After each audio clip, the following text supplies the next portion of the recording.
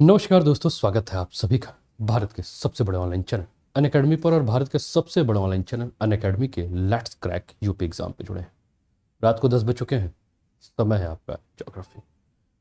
दोस्तों, ज्योग्राफी के इस सेशन में, यानी कि जिस समय हम बात करें तो सारे मतलब कि लोग जो हैं जब सोने के प्रयास करते हैं उस समय हम जागते हैं, और जाग कर हम क्या करते हैं, मेहनत करते हैं। मेहनत किसके लिए? अपनी आगामी परीक्षाओं के लिए। मेहनत किसके लिए? यानी कि उन परीक्षाओं के लिए जो परीक्षाएं हमारी सपनों को साकार करने के लिए आवश्यक है। सभी को मेरी आवाज़ क्लियर आ रही है? वॉल्यूम, वॉइस सब कुछ क्लियर है? एक बार मुझे बता दीजिएगा। वीडियो कहीं रुक तो नहीं रहा ना, ये भी मुझे बता दीजिएगा, है ना? सब कुछ क्लियर है? ठीक है। तो हम लोग क्या कर रहे हैं, इसके माध्यम से अपनी जो आगामी परीक्षा है इस सेशन के माध्यम से उसकी तैयारी कर रहे हैं, उत्तर लेखन के माध्यम से, जिससे कि आगामी परीक्षा में हम अच्छे अंक जो हैं वो अर्जित कर सके। तो फटाफट सभी लोग ऑनलाइन आइए और अपने सारे फ्रेंड्स के साथ जो है वो क्लासेस को शेयर कर दीजिए कि वो भी क्लासेस का लाभ उठा सके। प्रदीप कुमार, अमित मिश्रा, ईशान, रेखा, मोहम्मद आरिफ, ठीक है ना? सभी का स्वागत है, सभी का अभिनंदन है। क्लियर है ना सभी कुछ? अमित कह रहे हैं कि वीडियो स्लो है।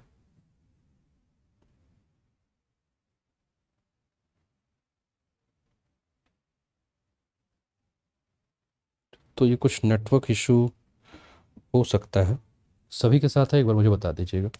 और कल के जो हम लोगों ने प्रश्नों पर चर्चा की थी, मैं उम्मीद कर रहा हूँ कि काफ़ी सारे स्टूडेंट ने मुझे भेजा था, है ना? तो उसके उत्तर आप लोग भी जो हैं वो उत्तर लिख रहे होंगे, है ना? ठीक है। तो कल के प्रश्नों के उत्तर आप लोगों ने लिख लिए होंगे, तो आप मेरे साथ साझा कर दीजिएगा, जिससे कि हम लोग उस पर देख सकें कि उसमें कितना और भी सुधार करने की आवश्यकता है। ठीक है। तो ये UPPSC geography mains answer writing session है, और आज हम लोग जो टॉपिक पे बात करेंगे, हम लोग बात करेंगे थर्मो हेलाइन साइकिल के ऊपर, साइक्लिन फॉर्मेशन के ऊपर, ठीक है, और माइक्रो प्लेट्स के ऊपर। हम देखेंगे कि क्या क्या प्रश्न जो है वो बन सकते हैं, इस पे आयोग क्या क्या प्रश्न बना सकता है, इस पर हम आज चर्चा करेंगे। तो अगर आप लोगों ने अपने कॉपी और नोट्स रखे होंगे तो उस पर आप इस टॉपिक को मेंशन कर दीजिए कि आज हम लोगों ने किस किस टॉपिक पर चर्चा की है, और उसके उत्तरों के लिए हमें, मतलब उसके उत्तर हमें कैसे लिखने हैं। ठीक है। और एक बार ग्रुप पे शेयर कर दीजिए कि सारे के सारे स्टूडेंट जो हैं वो जुड़े जाए।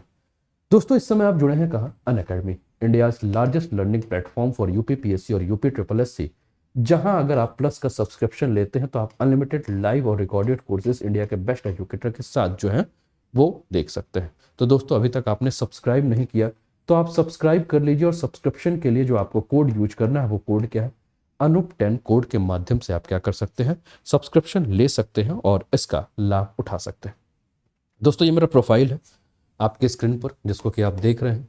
6 इयर्स टीचिंग एक्सपीरियंस हो चुका है। करंट अफेयर, ज्योग्राफी और इन्वायरमेंट एंड इकोलॉजी के सेक्शन को लेकर मैं चल रहा हूं, है ना? अब हम चर्चा करते हैं, आज के पहले प्रश्न से शुरुआत करते हैं और देखते हैं कि उसके उत्तर हम क्या लिख सकते हैं। तो पहला प्रश्न आपके स्क्रीन पर सभी को दिख रहा होगा। पहला प्रश्न क्या है? थर्मो हेलाइन चक्र क्या है? ठीक है। जलवायु परिवर्तन इसे किस प्रकार प्रभावित कर सकता है? What is थर्मोहेलाइन cycle and how can climate change affect it? है ना? सभी को प्रश्न दिख रहा है? पहला प्रश्न सभी के स्क्रीन पर है, और उम्मीद कर रहा हूं कि सभी को जो है ये प्रश्न जो है वो दिख रहा होगा। ठीक है ना? कि थर्मोहेलाइन साइकिल क्या है। तो फटाफट इसका क्या कर लीजिए भैया, इसका स्क्रीनशॉट ले लीजिए। ठीक है, या क्वेश्चन नोट कर लीजिए, स्क्रीनशॉट लेके एक बार शेयर कर दीजिए कि थर्मोहेलाइन चक्र है क्या। इस पर हम बात करेंगे। तो दोस्तों, जैसा कि हम नाम से देख रहे हैं, ठीक है ना, थर्मो, ठीक है, इसका मतलब ये कहीं ना कहीं जो है, ये शब्द जो है वो किससे बना है? थर्मल से बना है। थर्मल का अर्थ है, ठीक है। और हेलाइन के बारे में अगर हम बात कर रहे हैं तो ये सागर से संबंधित है, ठीक है ना? यानी कि हम जो यहां जिस साइकिल के बारे में बात करने वाले हैं, जिस चक्र के बारे में बात कर रहे हैं, ये तापीय चक्र जो है वो सागर के से संबंधित है। इतना आपको समझ में आ गया होगा।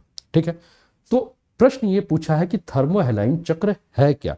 तो सबसे पहले जब आप उत्तर लिखेंगे तो आप क्या करेंगे, आप इस चीज को समझाएंगे कि थर्मोहैलाइन चक्र या थर्मोहैलाइन साइकिल होता क्या है, ठीक है ना। इस चीज को आप समझाएंगे अपने उत्तर में, और उसके बाद आपको क्या बताना है कि इसके जलवायु के परिवर्तन पे इसके प्रभाव क्या पड़ेंगे, ठीक है ना। तो हमें जानना पड़ेगा कि थर्मोहैलाइन चक्र का जलवायु के परिवर्तन में, यानी कि अगर सागर के अंदर के तापमान में किसी भी प्रकार का परिवर्तन होता है तो उस परिवर्तन से क्लाइमेट के ऊपर, जलवायु के ऊपर क्या प्रभाव पड़ेगा, ठीक है। तो प्रश्न, मुझे उम्मीद है कि आप लोगों ने एक खाका अपने दिमाग में तैयार कर लिया होगा कि प्रश्न की डिमांड क्या क्या है और हमें उत्तर क्या क्या इस पे लिखना है, ठीक है ना। वीडियो रुक रुक के चल रहा है क्या?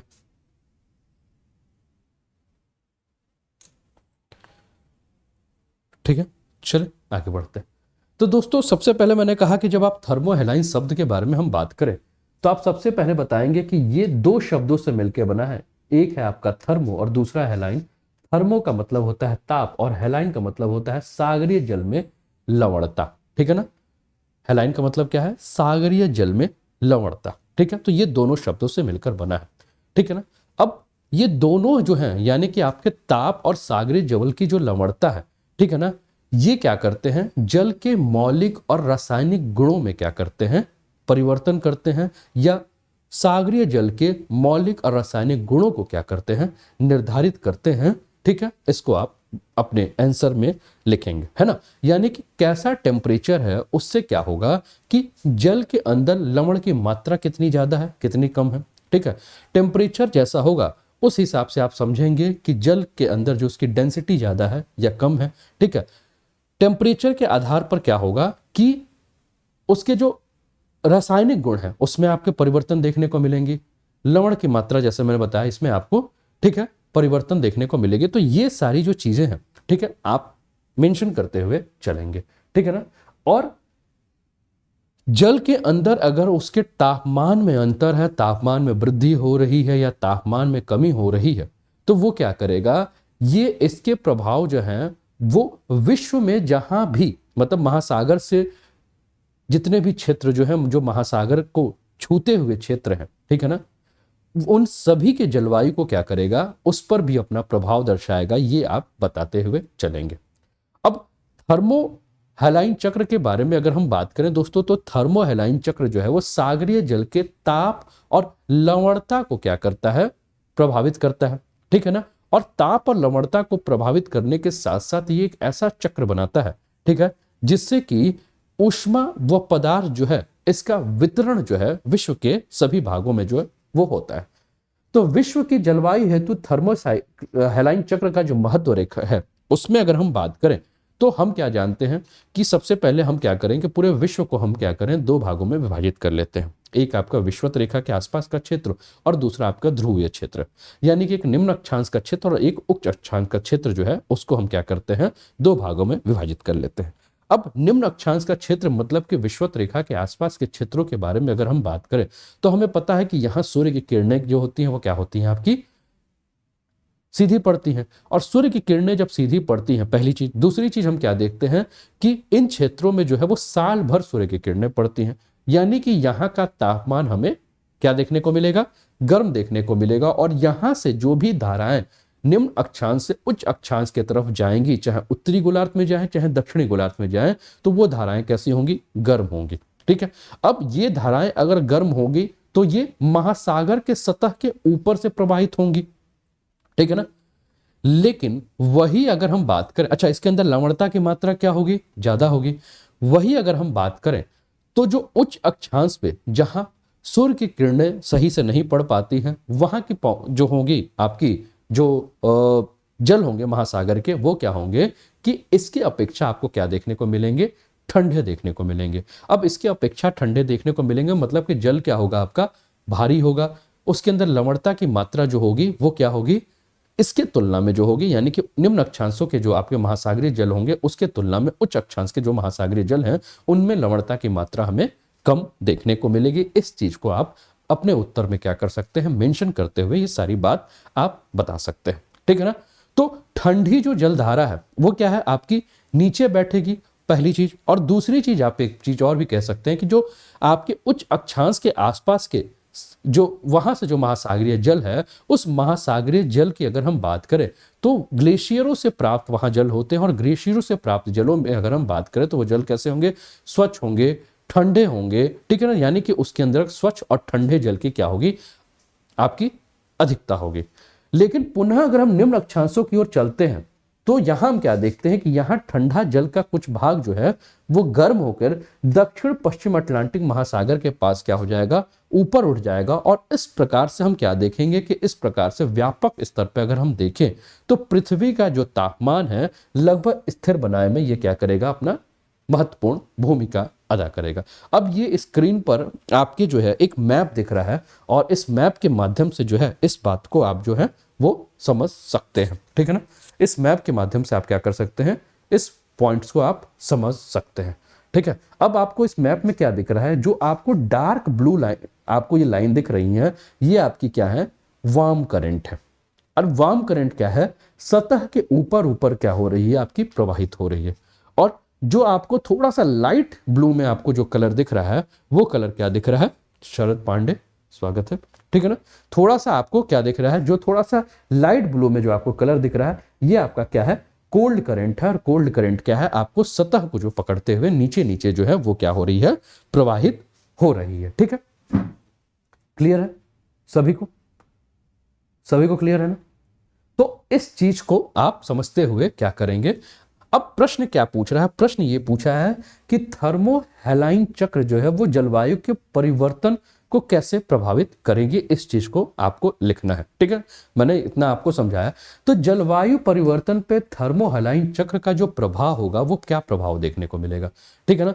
अगर जलवायु का परिवर्तन हो रहा है तो जलवायु का परिवर्तन का मतलब है ग्लोबल वार्मिंग की बात की जा रही है, ठीक है। अगर ग्लोबल वार्मिंग की बात होगी यानी कि विश्व में सभी जगह हम क्या देखेंगे, तापमान में वृद्धि होगी।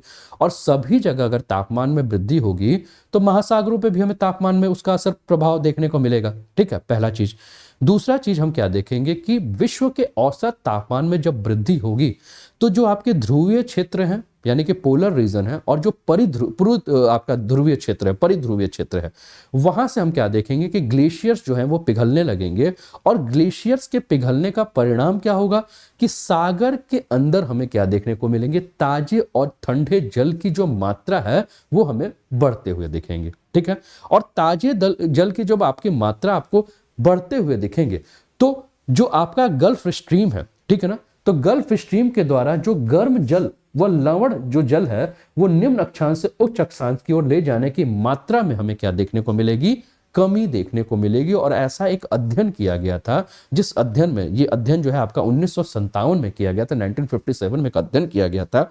और उस अध्ययन के आधार पर यह बताया गया कि गल्फ स्ट्रीम जो कि आपका गर्म जल लेकर जाता है ना, और उसके अंदर जो लवण की मात्रा है वो पहले की तुलना में जो है वो 30% जो है इसके अंदर कमी आई है। और उसका मुख्य कारण क्या है, उसका मुख्य कारण यह है कि तापमान में वृद्धि यानी कि ग्लोबल वार्मिंग का प्रभाव हमें कहां देखने को मिला है, ग्लेशियर्स पर देखने को मिला है। ग्लेशियर्स पिघल रहे हैं, और ग्लेशियर्स पिघलने के कारण क्या हो रहा है कि ठंडी जो जल है वो पिघलकर गल्फ स्ट्रीम को क्या कर दे रही है, कमजोर कर दे रही हैं। अब गल्फ स्ट्रीम को अगर कमजोर कर देंगी तो इसका दुष्प्रभाव भी हमें देखने को मिलेगा। क्या दुष्प्रभाव देखने को मिलेगा कि गल्फ स्ट्रीम को जैसे ही कमजोर करेगी तो गल्फ स्ट्रीम जो है जो उत्तर की ओर प्रवाहित होकर जा रही है उसका प्रवाह क्या हो जाएगा, रुक जाएगा। और जैसे इसका प्रवाह रुक जाएगा तो पश्चिम यूरोप के लिए ये एक आपदा के रूप में बनेगा। अब गल्फ स्ट्रीम क्या है, आपकी गर्म क्या है, धाराएं हैं। अब ये जो गल्फ स्ट्रीम जो कि आपकी विषुवत रेखा से उच्च अक्षांशों की तरफ जा रही है, यूरोप के पश्चिम में जब जा रही है तो आपको क्या देखने को मिलेगा कि यूरोप के पश्चिम में, आपको याद होगा जब मैं आपको महासागरीय धाराओं के बारे में चर्चा कर रहा था, जब मैं आपको महासागरीय धाराएं पढ़ा रहा था तो मैंने उस समय आपको बताया था कि यूरोप का जो पश्चिमी तट है, इन गर्म जलधारा वार्म करंट के चलते क्या होता है कि वहां बर्फ जो है वो जम नहीं पाता और साल भर वो यातायात के लिए खुला रहता है, ठीक है ना, यूरोप का जो पश्चिमी तट है। लेकिन अब हम क्या बात कर रहे हैं कि जैसे ही क्या होगा कि गर्म जलधारा वहां नहीं पहुंच पाएंगी, कहां, यूरोप के पश्चिमी तट पर, तो क्या होगा, वहां बर्फ जमने की संभावना जो है वो बहुत ज्यादा बढ़ जाएगी और यातायात की जो दिक्कतें यानी कि जो समुद्री यातायात है, ठीक है, या साल भर जो वहां के बंदरगाह खुले हुए रहते थे वो भी क्या हो जाएंगे, आपके बंद हो सकते हैं। ये भी हमें देखने को मिलेगा, ठीक है। तो इसके साथ हम क्या देखने को मिलेगा कि पृथ्वी के ऊष्मा बजट पर भी वायुमंडल में कार्बन डाइऑक्साइड की मात्रा निर्धारित करने में जो थर्मो हाइलेंड चक्र है इसकी भी बहुत ही ज्यादा महत्वपूर्ण भूमिका है, ठीक है। तो इस चक्र के बाधित होने से हम क्या देखेंगे, या इस चक्र के कमजोर होने से हम क्या देखेंगे कि पृथ्वी पर ऊष्मा बजट में भी हमें परिवर्तन देखने को मिलेगा और वायुमंडल की मात्रा में जो है वायुमंडल में कार्बन डाइऑक्साइड की मात्रा में भी इसका प्रभाव हमें देखने को मिलेगा, ठीक है। तो ये प्रश्न उम्मीद करता हूं कि आप लोगों को समझ में आया होगा कि इसका उत्तर कैसे लिखा जा सकता है। रूबी रानी स्वागत है, ठीक है ना। समझ में आया कि इसका उत्तर कैसे लिखा जा सकता है, बताइए, कोई दिक्कत? ठीक है, तो सिंपल सा क्वेश्चन था। थोड़ा सा जब कॉन्सेप्ट हम क्लियर करके करेंगे तो ये हमें समझना जो है वो काफी आसान हो जाएगा। हमें बस इस टर्म का पता होना चाहिए कि थर्मो हैलाइन है क्या, है ना। थर्म और हैलाइन के बीच में जब हम इसको समझेंगे तो हमारे लिए इसको समझना और भी, मतलब इस टॉपिक को जब हम समझ लेंगे तो इसको हमें और भी समझना आसान हो जाएगा। बताइए, किसी को समस्या यहां तक? यहां तक किसी को समस्या?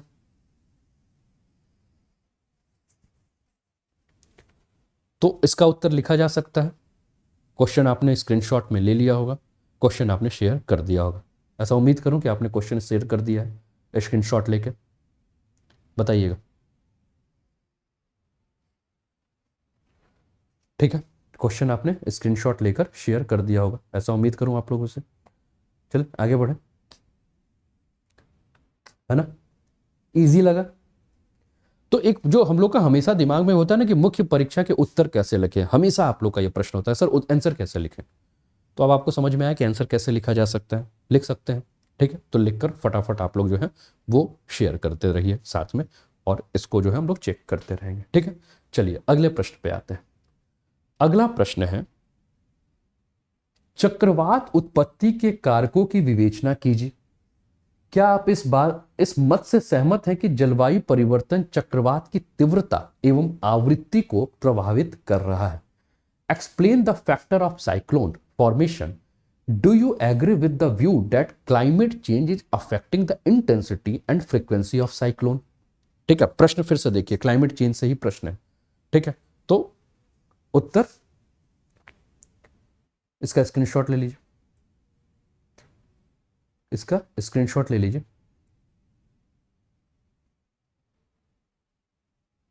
स्क्रीनशॉट लेकर शेयर कर दीजिए, ठीक है। शेयर कर दिया आरिफ ने, ठीक है। चले इस पर बात करें। तो प्रश्न किसकी बात हो रही है? चक्रवात के बारे में। तो पहले हमें जानना है कि भैया चक्रवात क्या है, साइक्लोन है क्या, ठीक है। और चक्रवात आता कैसे है, चक्रवात के लिए क्या क्या विशेषता होनी चाहिए, क्या क्या स्थिति होनी चाहिए, कैसी परिस्थिति होनी चाहिए जो कि चक्रवात के लिए, चक्रवात के जन्म के लिए जो है वो आवश्यक है ना। फिर उसके बाद आपको बताना है कि क्या आप इस बात से सहमत हैं कि जलवायु परिवर्तन यानी कि जलवायु में हो रहा परिवर्तन जो है वो क्या है, चक्रवात को क्या करेगा, उसकी तीव्रता यानी कि उसकी गति और फ्रीक्वेंसी यानी कि बार बार जो चक्रवात आ रहा है उस दोनों को प्रभावित करेगा। ये आपको उत्तर देना है। तो सबसे पहले जब आप चक्रवात के बारे में आप बात करेंगे तो चक्रवात होता क्या है? तो चक्रवात के बारे में जब आप लिखेंगे तो आपका उत्तर में क्या होगा कि चक्रवात के निम्न वायुदाब के केंद्र होते हैं, है ना। चक्रवात में क्या होता है, जो केंद्र होता है, जो सेंटर होता है वो क्या होता है, आपका लो प्रेशर का क्षेत्र होता है, निम्न वायुदाब का क्षेत्र होता है। और निम्न वायुदाब का जब क्षेत्र होता है तो चारों तरफ से जो है आपकी सम वायुदाब रेखाएं जो होती हैं इसके चारों तरफ जो होती हैं वो क्या होती हैं, विस्तृत होती हैं, ठीक है ना। तो केंद्र से बाहर की ओर जो है जब हम बढ़ते हैं तो हमें क्या देखने को मिलता है, वायु दाब जो है ये केंद्र में निम्न होता है, लेकिन जैसे केंद्र से, मान लीजिए ये केंद्र है, ठीक है, ये मान लीजिए केंद्र है तो यहां निम्न है, लेकिन जैसे हम इससे बाहर की तरफ जा रहे हैं तो हमें वायु दाब में वृद्धि देखने को मिलता है। और ये वायु दाब में जो वृद्धि देखने को मिलता है इसका परिणाम क्या होता है, तो इसका परिणाम ये होता है कि परिधि से केंद्र की तरफ हम जब आते हैं तो उस समय हवाओं की जो गति होती है वो क्या हो जाती है, तेज होने लगती हैं, या परिधि से केंद्र की ओर जो है वो हवाएं जो है वो चलने लगती हैं, यानी कि उच्च वायुदाब से निम्न वायुदाब की तरफ जो है वो हवाएं चलने लगती हैं, ठीक है ना।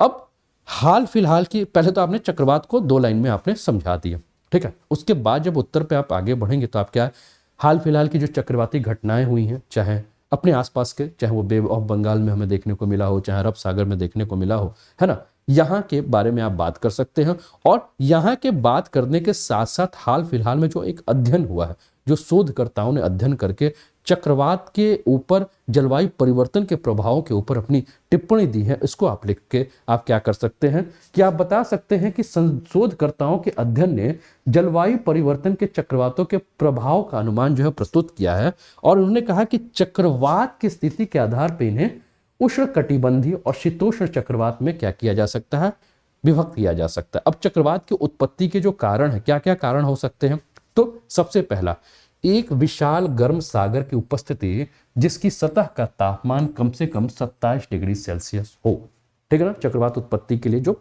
कारण होना चाहिए। दूसरा, कोरियोलिस बल की उपस्थिति। कोरियोलिस बल आपको पता है कि पृथ्वी अपने अक्ष पे घूर्णन करती है, और पृथ्वी अपने अक्ष पे जब घूर्णन करती है तो घूर्णन के परिणाम स्वरूप क्या होता है, एक विक्षेपित बल लगता है, एक डाइवर्जेंट फोर्स लगता है, जिसका परिणाम हमें क्या देखने को मिलता है कि हवाएं जो है उत्तरी गोलार्ध में अपनी दक्षिणावर्त और दक्षिणी गोलार्ध में अपनी वामावर्त जो है वो आपको मूव करते हुए नजर आएगी, ठीक है। इसके अलावा उच्चतम आर्द्रता की प्राप्ति होनी चाहिए। अब उच्चतम आर्द्रता यानी कि टेम्परेचर हाई होगा तो आपका इवापोरेशन का प्रोसेस जो है वो ज्यादा होगा, और इवापोरेशन यानी कि वाष्पीकरण की जब दर होगी तो आर्द्रता जो है वो आपको ज्यादा देखने को मिलेगी। ऊर्ध्वाधर पवनों की गति में अंतर कम होना चाहिए, यानी कि जो पवन ऊर्ध्वाधर ऊपर की तरफ जो पवनें जा रही हैं, ठीक है, उनकी गति क्या होनी चाहिए, कम होनी चाहिए। सागर के उष्ण जल की गहराई कम से कम 200 फीट या 60 से 70 मीटर तक होनी चाहिए। अब जिस जगह पर हम ये बात कर रहे हैं, ठीक है, जो सागर है जहां ये पूरी कंडीशंस की बात कर रहे हैं, उसकी गहराई कितनी होनी चाहिए, कम से कम 200 फीट या 60 से 70 मीटर तक का होना चाहिए। ये सारी कंडीशन किसके लिए है, चक्रवात की उत्पत्ति के लिए सारे कंडीशन जो है जो होने चाहिए, ठीक है। अब आप अपने स्क्रीन पर ये देख रहे होंगे, ठीक है, इसमें आपको क्या नजर आ रहा है, इसमें आपको ये नजर आ रहा है कि कोल्ड जो एयर है, ठीक है, वो क्या हो रही है, नीचे की तरफ बैठ रही है, और वार्म ह्यूमिड एयर है जो आपकी क्या हो रही है, ऊपर की तरफ जो है वो उठते हुए आपको इस इमेज में आपको दिख रही है, ठीक है, जो कि चक्रवात के बनने के लिए जो है वो आपकी कंडीशन है, ठीक है। अब आपका ह्यूमिड एयर जो ऊपर की तरफ बैठ उठ रहा है, तो ये जो स्थान आपका खाली हुआ, वहां ऊपर से जो कोल्ड एयर होंगी वो आकर नीचे बैठना शुरू करेंगे। तो चक्रवात की तीव्रता एवं आवृत्ति पर जलवायु परिवर्तन के प्रभाव के बारे में अगर हम बात करें, ठीक है, क्योंकि प्रश्न यही है कि जलवायु परिवर्तन का प्रभाव क्या पड़ रहा है, तो अभी तक कोई ऐसा प्रमाण नहीं मिला है जिसके आधार पर हम कह सकते हैं कि जलवायु परिवर्तन का जो है वो चक्रवात की आवृत्ति पर या उसकी तीव्रता पर हमें प्रभाव देखने को मिलेगा, ठीक है ना।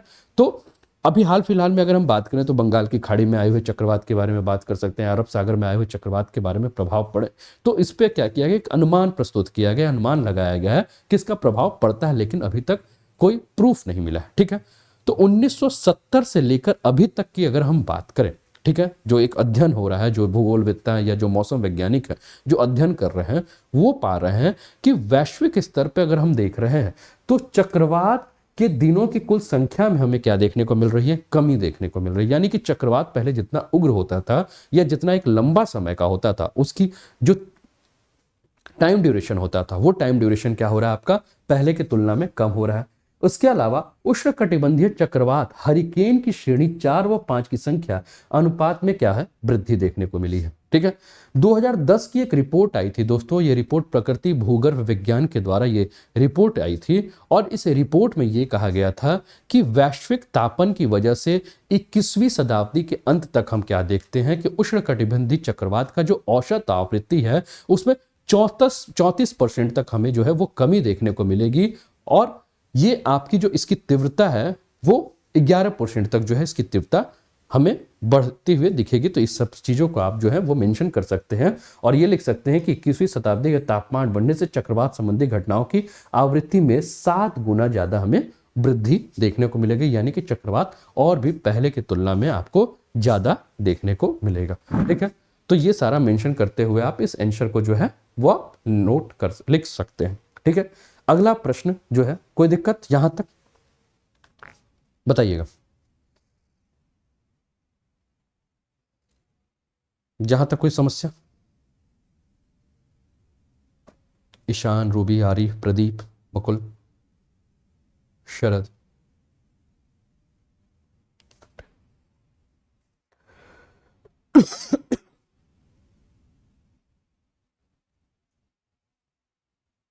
रेखा, अमित मिश्रा।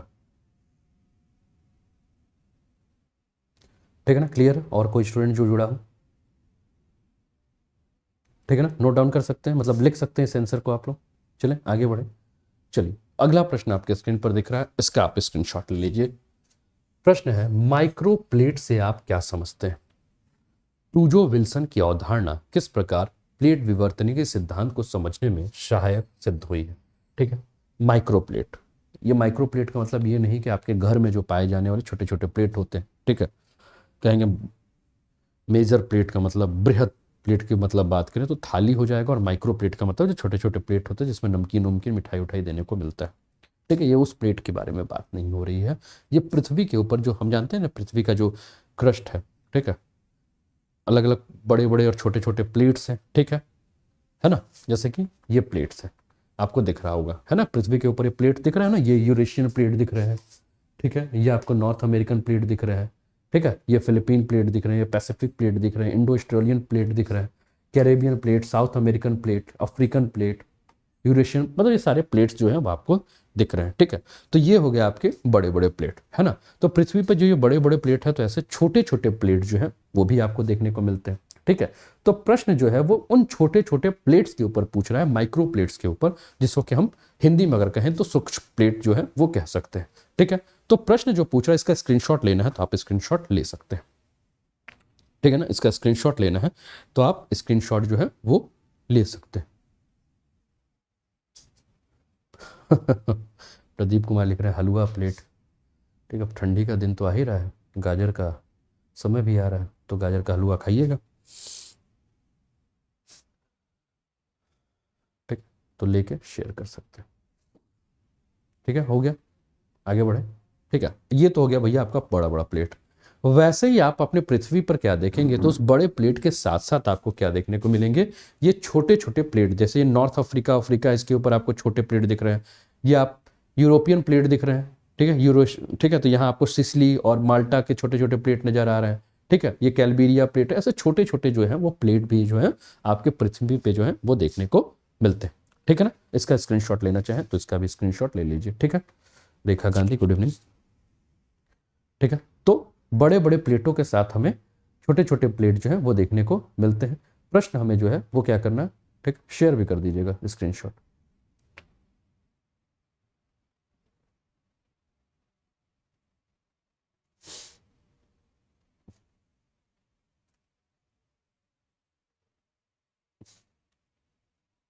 ठीक है,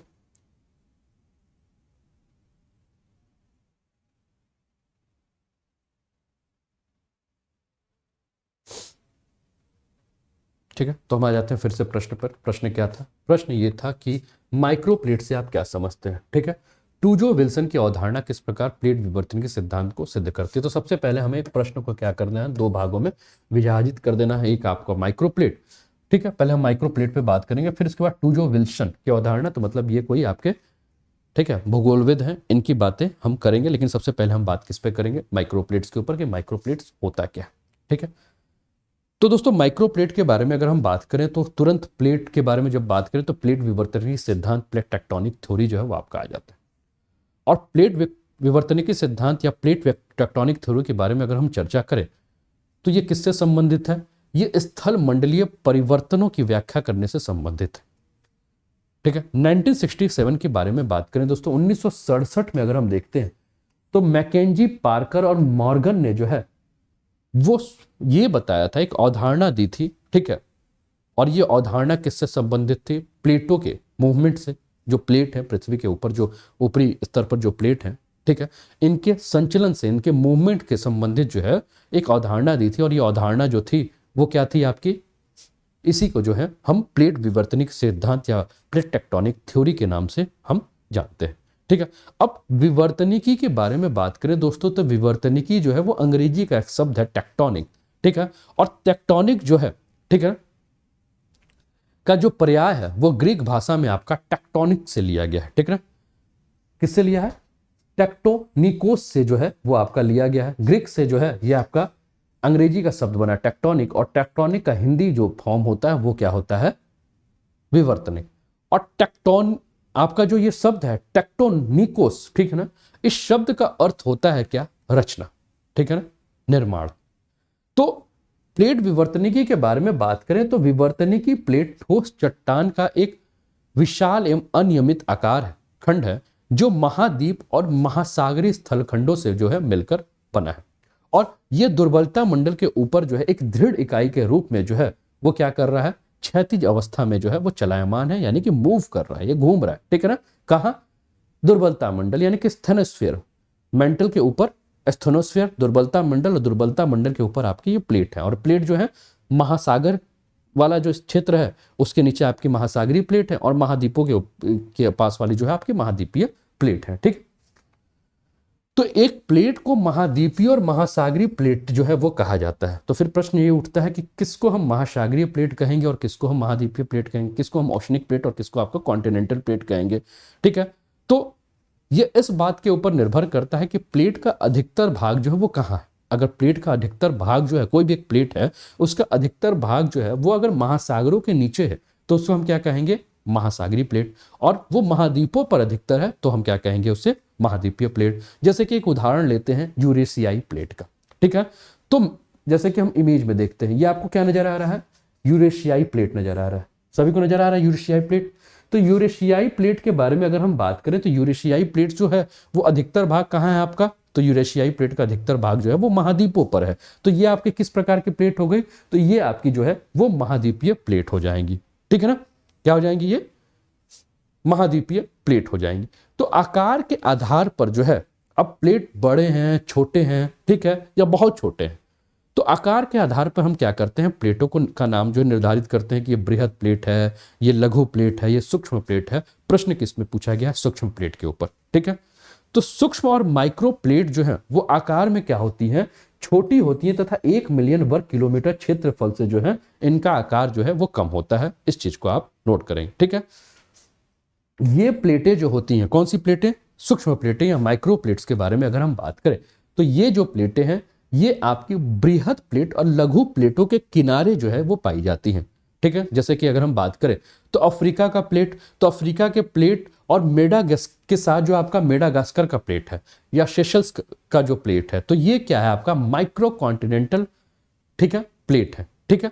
इसके अलावा अगर हम बात करें तो जैसे मान लीजिए कि आपका अंटार्कटिका का प्लेट है, तो अंटार्कटिका के प्लेट के साथ आपका दक्षिण सैंडविच प्लेट, शेटलैंड प्लेट, कोकुकस प्लेट, रिवोरा प्लेट, ये सब क्या है आप, और मालपेलो प्लेट जो है ये सब आपका क्या है? सूक्ष्म प्लेट है, ठीक है।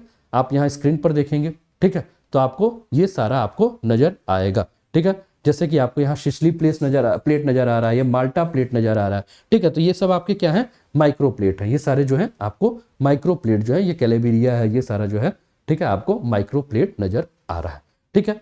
तो इसके बारे में आप लिखते हुए आप बात करेंगे, ठीक है। अब बात हम क्या कर रहे हैं? हम बात कर रहे हैं अब जो प्रश्न का दूसरा भाग था, ठीक है। अभी तक तो आपने बता दिया कि माइक्रो प्लेट्स क्या होते हैं। अब प्रश्न का जो दूसरा भाग है कि टूजो विल्सन की अवधारणा किस प्रकार प्लेट विवर्तनी के सिद्धांत को समझने में सहायक हुई, ठीक है। पहला पार्ट आपने समझा दिया, अब दूसरे पार्ट पर आपको आना है। तो टूजो विल्सन के सिद्धांत के बारे में अगर हम बात करें दोस्तों, तो सबसे पहले अगर हम बात करें तो टूजो विल्सन कौन थे? तो टूजो विल्सन जो है वो व्यक्ति थे जिन्होंने सबसे पहले इस शब्द का प्रयोग किया था, किसका? प्लेट का।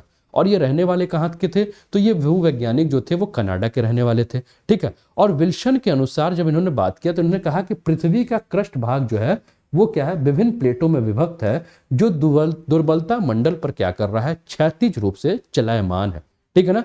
और टूजो विल्सन ने प्लेट विवर्तन के सिद्धांत में हॉट स्पॉट और संक्रमण परिसीमा की अवधारणा के बारे में जो है वो आपका चर्चा किया था, ठीक है। और इसी आधार पर जो है आगे चल के WJ मॉर्गन और ली पिचोन ने जो है इसे तार्किक और सरल रूप में प्रस्तुत किया था, ठीक है। तो आपको ज्यादा इसके बारे में नहीं जानना है कि ये सिद्धांत में इन्होंने क्या बात किया था। सिंपल सा आपको केवल, क्योंकि भाई आपका ऑप्शनल सब्जेक्ट तो नहीं है जहां बहुत डेप्थ में जाकर इसके आंसर को लिखे होंगे, आपको केवल कम शब्दों में इसको समझा देना है कि भाई ये कौन है? टूजो विल्सन है, जिन्होंने, जो कि कनाडा के थे और ये पहले व्यक्ति थे जिन्होंने प्लेट के बारे में बात किया था। और इन्होंने प्लेट विवर्तनिकी सिद्धांत में जो है, ठीक है, इन्होंने ये बताया था कि पृथ्वी के क्रस्ट के जो भाग हैं वो क्या है, विभिन्न प्लेटों में जो है वो आपके विभाजित है, ठीक है। और ये प्लेट जो है वो क्या है, आपके चलायमान है। और इन्होंने जो है अपनी जो बात कही थी उसमें इन्होंने प्लेट विवर्तन के सिद्धांत में हॉट स्पॉट और संक्रमण परिसीमा का अवधारणा स्पष्ट किया था। और इनकी इसी सिद्धांत को जो है वो आगे चलकर दो भूगोलविद और थे, कौन कौन से?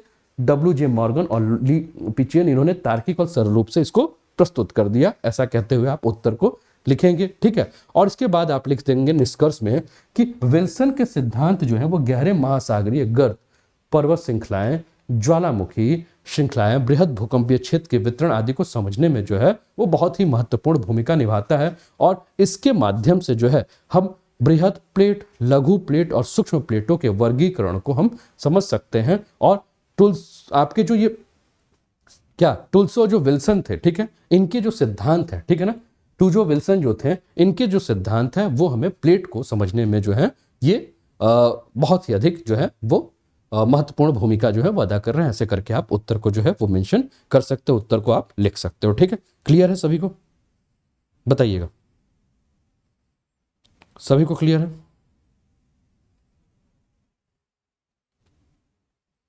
ठीक है ना?